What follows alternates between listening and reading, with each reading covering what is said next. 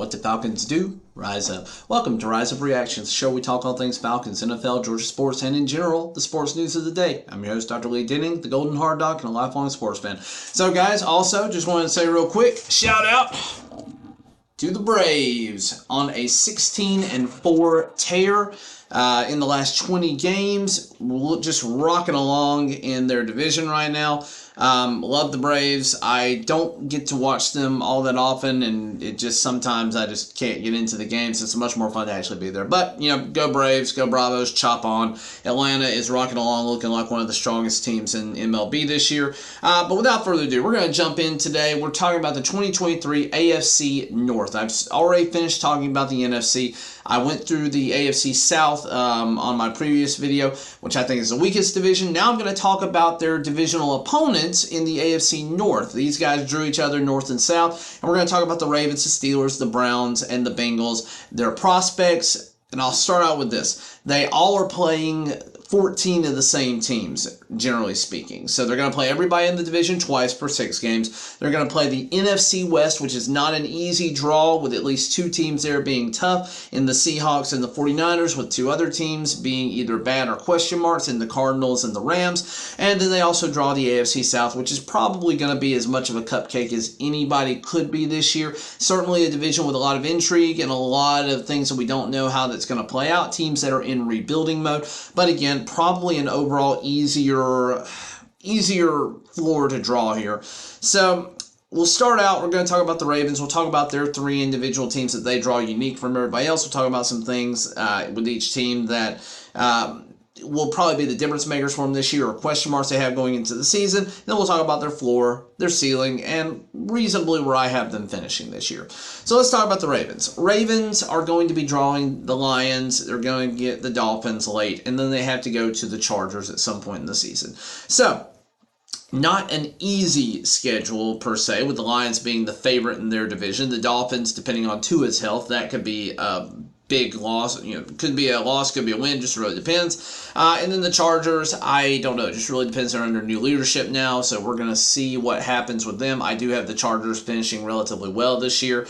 I don't know that I have them winning their division. I'll be talking about them in the next few videos, but I do have them finishing and making the playoffs. So let's talk about this. Lamar Jackson has re-signed with them. I don't think it was ever really in question. I think the media made a big deal out of that. Atlanta was certainly tied to him for a season, and it was something that I think a lot of people in the media are now punishing Atlanta for not going out and getting Lamar. Lamar never made sense for Atlanta in terms of the money that we would have to spend on him. If we were a quarterback away from being a Super Bowl contender, yeah, it made sense to go out and get Lamar Jackson. We were not a Super Bowl contender away. We were a defense away. We were multiple position players away. We were a quarterback away. Maybe, we don't know what we got in Desmond Ridder yet, but he basically passed the eye test last year in his 4 games. But anyways, all that said, I don't think it made a lot of sense to take Lamar Jackson, and I certainly am glad we didn't have to pay him $260 million over 5 years. So I'm glad that that didn't end up happening.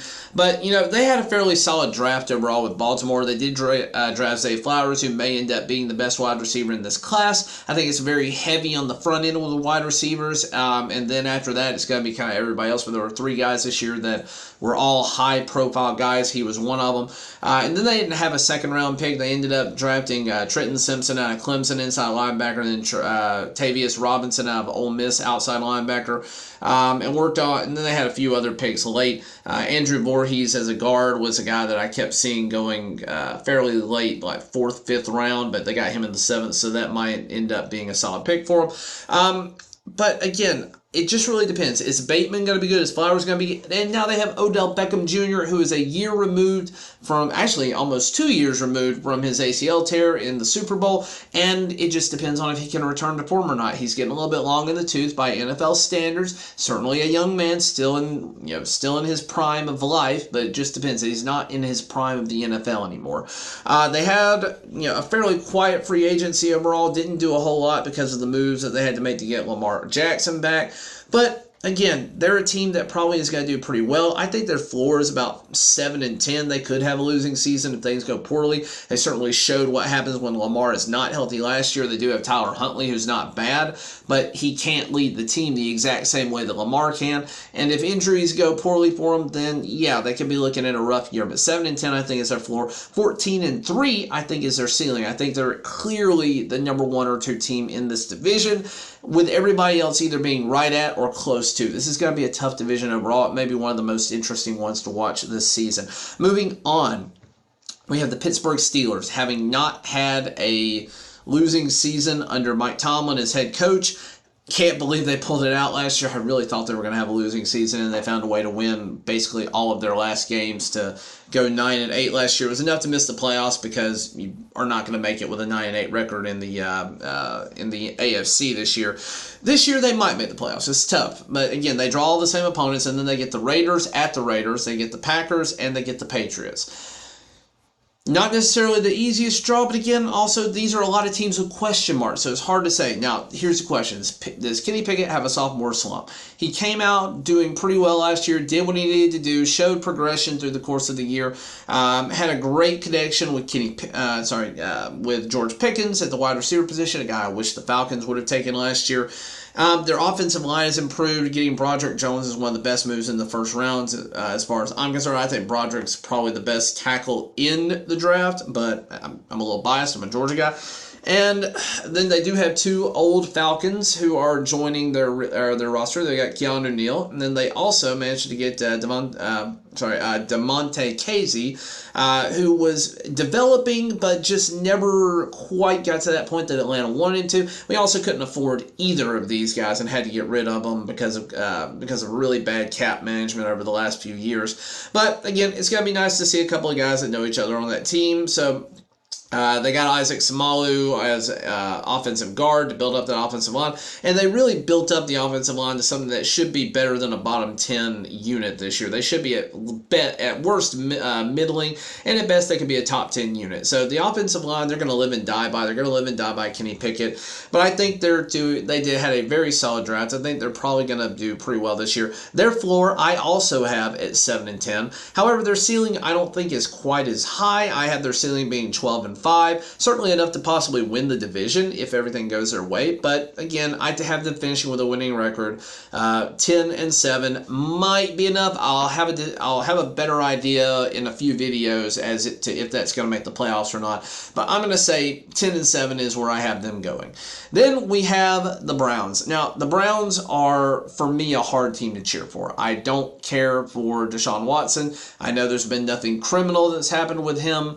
I think where there's smoke, there's fire. He obviously is involved in a civil suit that has anticipated him having to pay out millions in settlement to many of what I would call his victims. Again, we're not going to get into that because YouTube doesn't like really talking about that too much, but I just can't bring myself to cheer for Deshaun Watson. As much as I like some of the other players on that team, as much as I like their moves, they are a fairly decent team and did well enough with Jacoby Brissett last year. Deshaun Watson did not help them at all when he came back. He looked very rusty. So they are going to live and die by Deshaun Watson's play. They still have Nick Chubb. They got Elijah Moore in a trade this past year. So Elijah Moore could end up being pretty good. These guys are going to draw the Broncos at the Broncos. They're going to get the Bears and the Jets. The Jets they get in December, but they also get them in Cleveland. So Elijah Moore is going to end up having a revenge game potentially against the Jets. Their defense is improved. I am absolutely sick to my stomach that they ended up getting Isaiah McGuire.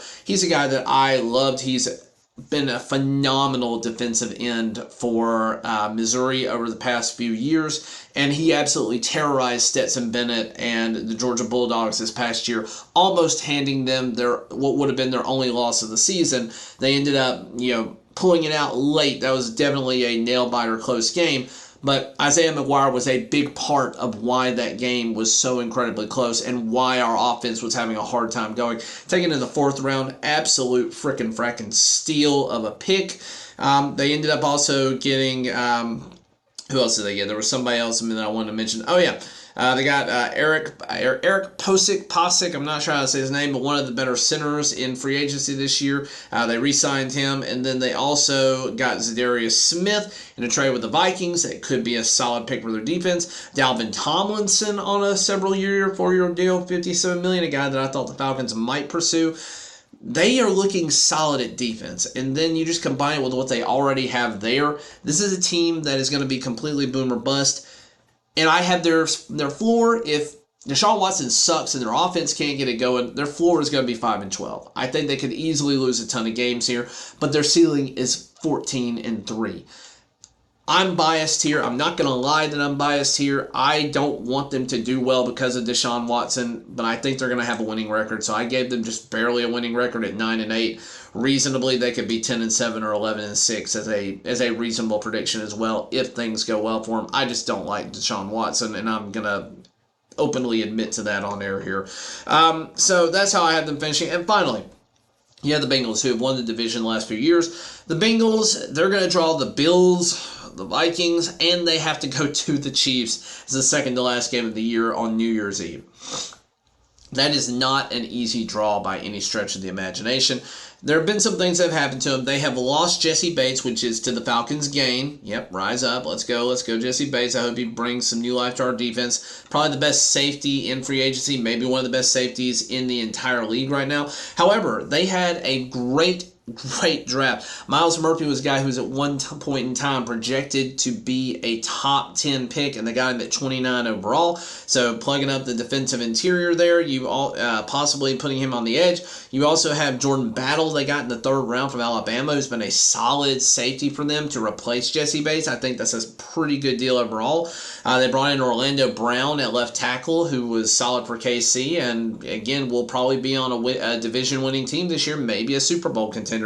And then the biggest thing I think you have to think about here for the Bengals is what are you going to do going forward? You still have your receiver trio. You still have everything working for you that you've had for the past few years. You should be able to pick up and go right where you left off. But the question is, what are you going to do after this year? You owe Joe Burrow money. You're going to have to exercise this fifth-year option, but you're going to owe him a ton of money. You just had Lamar Jackson get $260 million.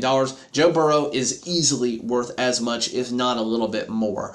So I think Joe Burrow's contract is going to set the market for solid, top 5 S-tier quarterbacks for the next 5 to 10 years. And that may be enough to cause problems for the salary cap for the Bengals going forward. The Kitty Goes Meow team that Tom Grossi loves so much and welcomed him so much to Cincinnati. But again, I don't know here. But the Bills, I don't know if you win that game. It's going to be close. Toss-up game. Chiefs, also a toss-up game. You've won in the regular season most of the time, so I tend to give you that game, but I don't know how you're going to do in the playoffs. And then you get the Vikings, so I think we're the most fraudulent number 1 seed in their division last year. I have your floor, honestly, being 10-7. I don't foresee, unless something happens where just the entire floor falls out on you and Joe Burrow is hurt and everything goes poorly for you. I just don't see that happening. Your ceiling is 15-2. I don't think you're going to hit the ceiling. I have you guys finishing at 13-4, winning the division with the Ravens being second, the Steelers being third, the Browns being fourth, but everyone in this division having a winning record. This is the toughest division to me to try and predict next to the AFC East. The AFC is loaded in general, but the AFC North and the AFC East, if they had been playing each other this year, whenever they do play again, that's going to be an incredible series to watch. So I don't know when that's coming up in the next few years, but that should be incredibly entertaining whenever it pops up. But that's all I have for you today. Remember, I'm trying to get to 500 subscribers by the end of the 2023 season. Every person helps. So thank you to the ones of you who have already subscribed. It means the world to me. But thank you guys so much for watching, liking, sharing, subscribing. As always, guys, rise up.